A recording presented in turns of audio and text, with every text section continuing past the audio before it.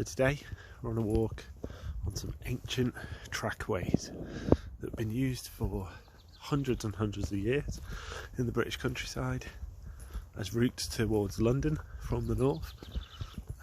It's close to historical city of Chester, where you had the Roman fortress of Diva Victrix.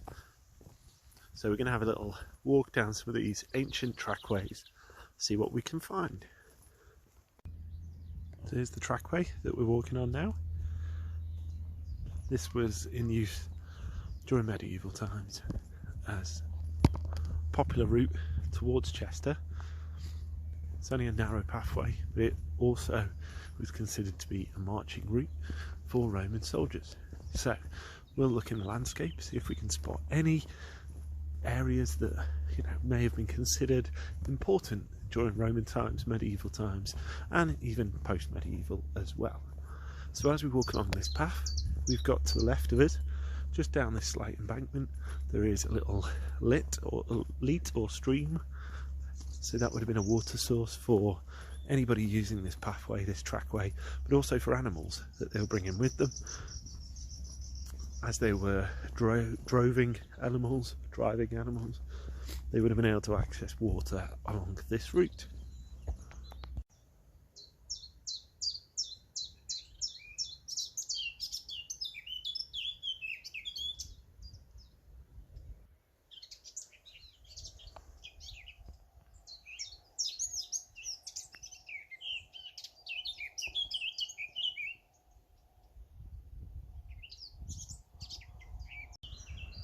So we've got here, you can see a tree has fallen, and you can see the blocks here that are in the soil that has been lifted up, which would have actually formed part of the edge along this little stream.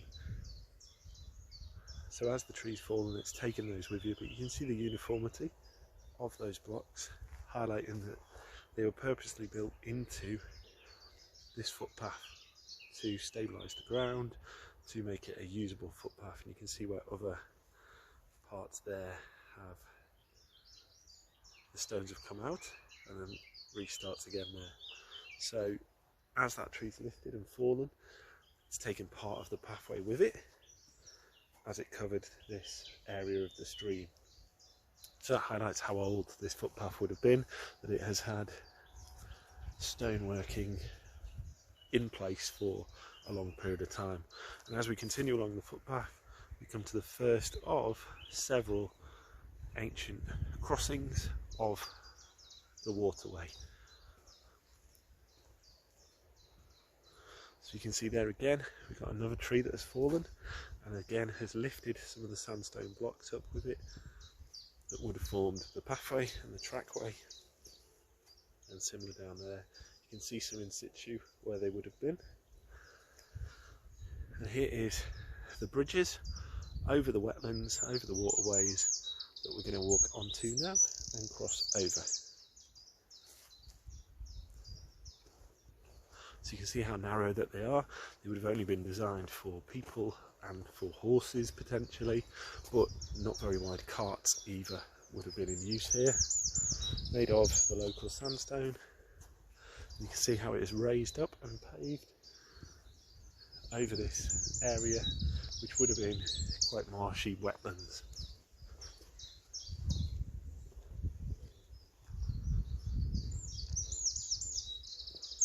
So we'll continue walking to the second bridge. You can see the cobbled footpath, which was probably a later addition, most likely Victorian, but actually much older are the actual bridgeways in place. So we come to the River Gowie. You can see this would have been actually a substantial waterway to cross, particularly in ancient times. So it would have required this kind of stonework to be able to cross this free-flowing channel.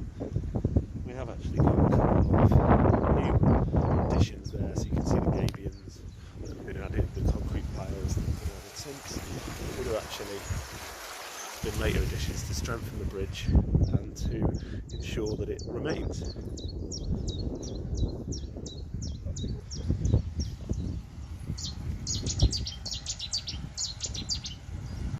So just along the river you can see one of the 3 bridges. The other one is just over there behind the trees, which is more of the flooding seasons.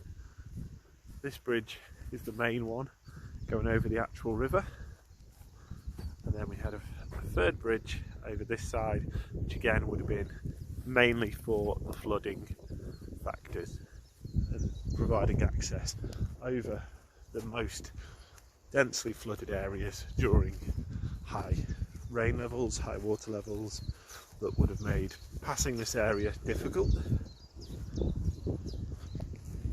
So what we're going to do now is, we've had a look at the bridge, we're going to continue our walk. You can see in the distance there some of the ponds. We've got a buzzard just flying over there looking for prey. We'll continue our walk along the old trackway over the 3rd bridge, and we'll see what else we can find.